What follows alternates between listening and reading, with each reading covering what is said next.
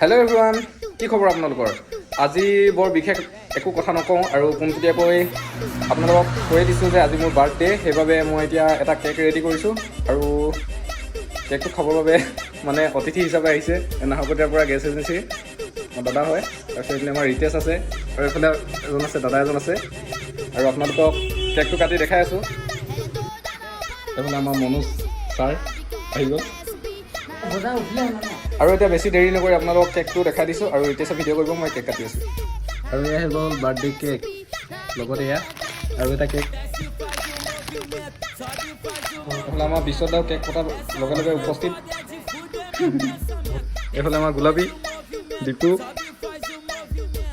আৰু এয়াই আছিল আজিৰ বাৰ্থডে চেলিব্ৰেশ্যন।